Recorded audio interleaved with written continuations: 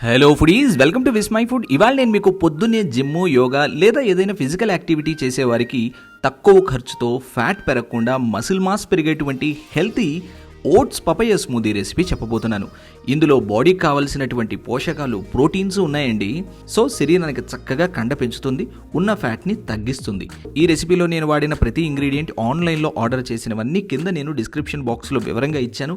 రెసిపీని మీరు చివరిదాకా చూడండి, బోల్డ్ అన్ని బెనిఫిట్స్ ఏంటో మీకు తెలుస్తాయి. Let's start.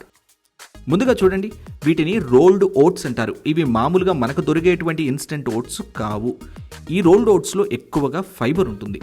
ఈ పావు కప్పు రోల్డ్ ఓట్స్ని సన్నని సెగ మీద కలుపుతూ 2 నిమిషాల పాటు రోస్ట్ చేయండి. ఇవి ఎర్రగా వేపటం కాదండి, కేవలం కాస్త పచ్చివాసన పోయేంత వరకు వేపుకుంటున్నాం అంతే, కలుపుకుంటూ. క్లుప్తంగా రోల్డ్ ఓట్స్కి మామూలు ఓట్స్కి తేడా చెప్తాను వినండి. గోధుమల్ని కాస్త రిఫైన్ చేస్తే బొంబాయి రవ్వ వస్తుంది. దాన్ని ఇంకా బాగా రిఫైన్ చేస్తే మైదా ఎలా వస్తుందో, రోల్డ్ ఓట్స్ని రిఫైన్ చేస్తే వచ్చేవే ఇన్స్టెంట్ ఓట్స్. అవే మనం తింటుంటాం కదా, మామూలుగా రెగ్యులర్గా దొరుకుతుంటాయి, అదన్నమాట. సో నేను ఫైబర్ ఎక్కువగా ఉంటుందని ఈ రోల్డ్ ఓట్స్ వాడుతున్నాను.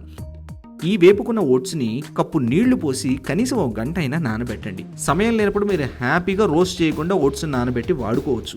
నాకెందుకో కాస్త ఓట్స్ పచ్చివాసన అనిపిస్తుంది కాబట్టి కాస్త రోస్ట్ చేశానంతే.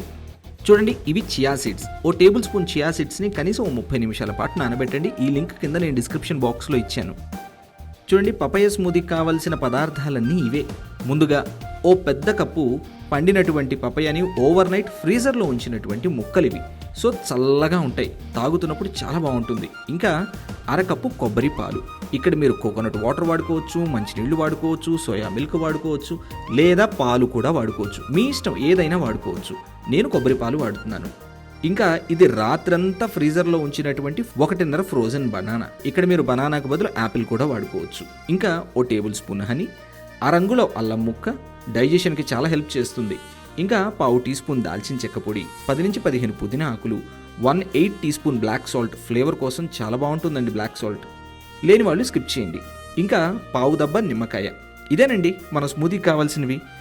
ఇప్పుడు స్మూదీ కోసం బ్లెండర్లో ముందుగా నానబెట్టుకున్నటువంటి ఓట్స్, బ్లాక్ సాల్ట్, 10 నుంచి 15 పుదీనా ఆకులు, కొబ్బరి పాలు, నానబెట్టుకున్నటువంటి చియా సీడ్స్, బొప్పాయి, హనీ, అరంగుళం అల్లం ముక్క, దాల్చిన చెక్క పొడి, ఫ్రోజన్ బనానా, పావు చెక్క నిమ్మరసం వేసి హై స్పీడ్ మీద బ్లెండ్ చేయండి.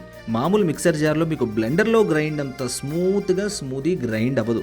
మీరు ఎంత బాగా గ్రైండ్ చేయండి జ్యూసర్ జార్ వాడి, అది పలుకు పలుకుగా తగులుతూనే ఉంటుంది. నన్ను అడిగితే బ్లెండర్ వాడుకోవడం బెస్ట్ అంటాను.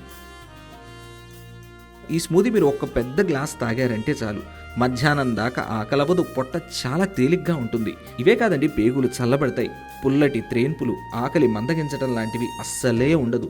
చాలా హాయిగా ఉంటుంది పొట్టకి. అన్నిటికంటే మీకు ఒక ఎక్సైటింగ్ విషయం చెప్పనా, ఇదో 1 నెల రోజుల పాటు మీరు తాగారంటే స్కిన్ మెల్ల మెరిసిపోతుందండి. ఇదేదో నేను ఊరికే చెప్పడం లేదండి, నేను కొన్నాళ్ళు తాగిన తర్వాత మీకు ఈ విషయాన్ని చెప్తున్నాను. మీరు ఒక్కసారి ట్రై చేయండి, మీకే డిఫరెన్స్ తెలుస్తుంది. ఏంటి, నచ్చిందా? ట్రై చేస్తారా? అయితే డీటెయిల్డ్గా రెసిపీని చదువుకుంటూ చేయడానికి vismyfood.com వెబ్సైట్ విజిట్ చేయండి. అలాగే మీరు తయారు చేసిన ఆ రెసిపీ పిక్ని నాతో విస్మై ఫుడ్ ఇన్స్టాగ్రామ్ని ఫాలో అవుతూ ట్యాగ్ చేయొచ్చని గుర్తుంచుకోండి.